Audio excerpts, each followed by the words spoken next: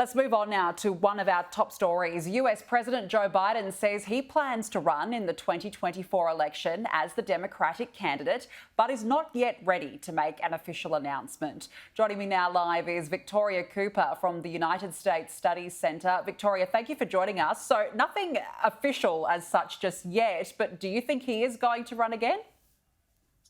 Yeah, hi. I do think this is another Biden stalling tactic.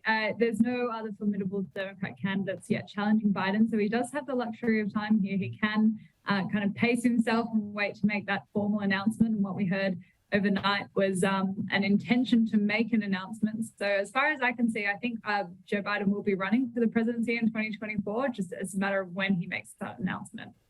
So a bit of a stalling tactic, you reckon? How long has he got before he needs to make a decision? Does it have to happen in the next few months? Well, Biden will have to face primary election voting next year in February, so all the challengers will have to have their names in the ring before then. It is unlikely, I think, that many sitting Democrats will challenge Joe Biden for the presidency. That would be quite a rare thing to challenge the incumbent president in that way. But until then, a word on the street potentially around July, potentially in the new fundraising cycle. When it was Obama's 2011 re-election campaign, he made all these announcements by April, including where the Democrat National Committee was going to meet. So Biden is running a little bit behind schedule if we're pacing it off Obama's record there. But I guess we'll wait and see when that formal announcement will come in. Yeah, we certainly will be watching that closely. What do you make, though, of concerns about his age? Of course, he is 80 years old. But even Donald Trump, for example, he's 76. So even if he gets a run, is the age of a president a worry? That's right. I think there are a number of Americans, both within the elected Congress and within the public, that are concerned about Biden's age. And it is something that comes up very frequently in these conversations about whether Joe Biden will formally announce his run coming up. It is one of those questions of, does he have the fortitude to keep going? And so far, he's made a huge effort to prove that he does, that he can manage the presidential schedule and the responsibilities that come with it despite his age. But it is a consideration. As you said, Donald Trump, he is of a similar age to Joe Biden. And should Biden seek out the second term and be elected, he will be 85 by the time he finishes his presidency. He's currently the oldest president in US history, and that would very much solidify his place as the oldest president ever. But, if there are younger challenges that come through, his age could be a bigger distinction there. So not only Democrat challenges, but Republican challenges, it's going to be harder and harder for Biden to, prove that he does have, there's, I suppose, more topics that the other challenges can bring up about his age and about how many years they have ahead of them and the energy that takes.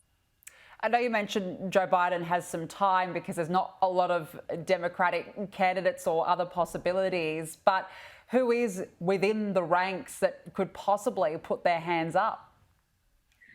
It's a good question. There are two Democrats that have already announced their run. So one is a Kennedy, who's an anti-vaxxer. Another is a self-help author. Both are not named or sitting congressional members, who are kind of the usual pool of candidates that we typically see. And so they're kind of outside challenges and very, very far outside chances. Presidential candidates usually have a huge amount of name recognition. So Joe Biden himself was a former vice president.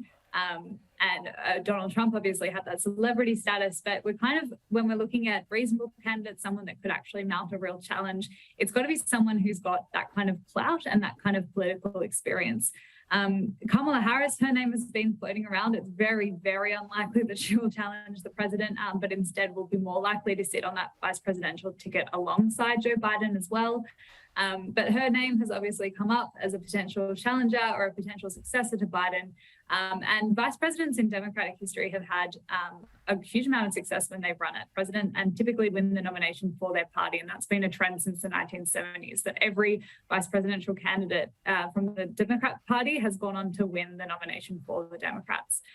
So Kamala Harris could have an outsized chance there, but at this point, it does look like Joe Biden is the front runner. Gavin Newsom, the governor from California, is another name on the street as someone to potentially watch. But again, I don't think sitting Democrats will be mounting challenges against the sitting president at this stage, especially if his intention, as he says, is to run next year. Well, it's going to be a fascinating 12 months, that's for sure. Victoria Cooper, thank you so much for joining us. Thanks very much.